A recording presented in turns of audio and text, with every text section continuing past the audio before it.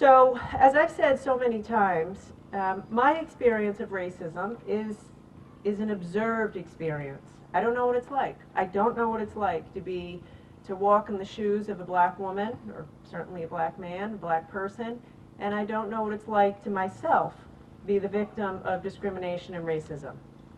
But I do know it's wrong, and I do know I've worked hard as your governor for 6 years to do what I can to eliminate racism and discrimination in our state, and I do know we have a lot more to do.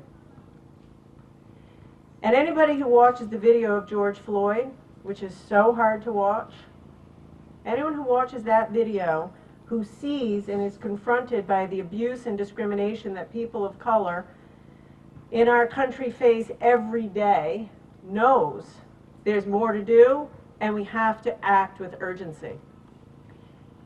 And today, I'm going to take a page out of Secretary Jones's book and agree with her that we need to lead by example. So today I am once again pledging my support to remove Providence Plantations from our state's name.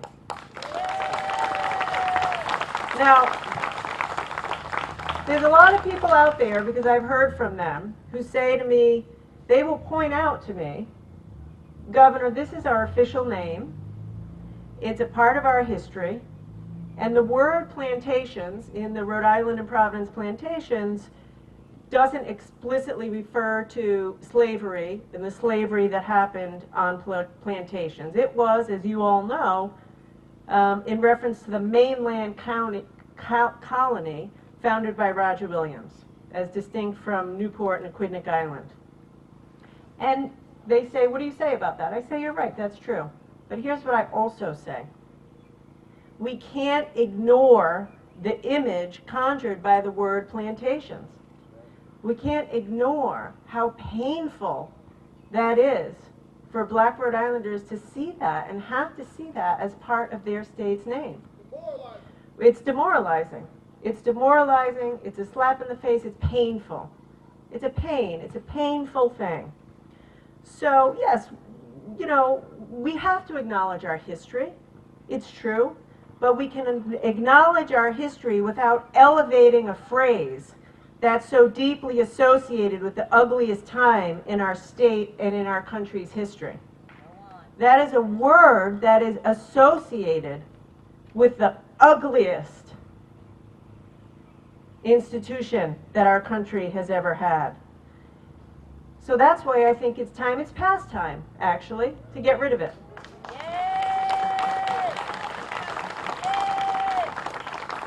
And I have said, people say to me, well, because I've been, you know, pledging my support now for weeks, and people say, but Governor, you know, I'm proud of our name. And I say, well, you can be proud of Rhode Island, but don't be proud of that. Don't be proud of a word that represents the worst of what our nation had to offer. Be proud of what the best in Rhode Island. And as we've said, we need to rise together.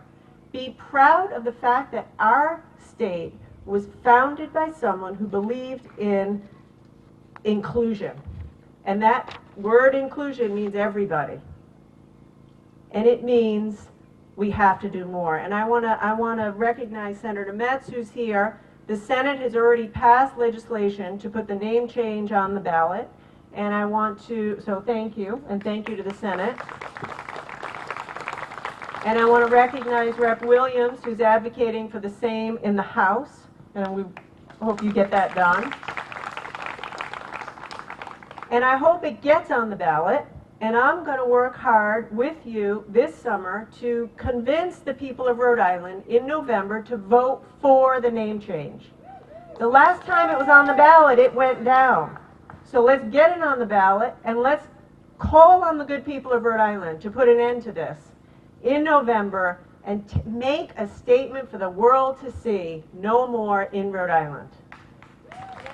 Now, in the meantime, I'm going to do what Secretary Jones said and lead by example.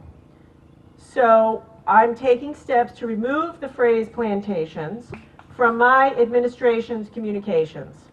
So this morning, I signed an executive order removing the phrase Providence Plantations from gubernatorial orders and citations, all executive branch agency websites, all official correspondence, and state employee pay stubs and paychecks. That's what I can do via executive order. So I'm going to do that without waiting, and then let's get this on the ballot and let's get this done in November, because words do matter. Words matter, words hurt, words sting, symbols matter, and as I said, it's past time to do this.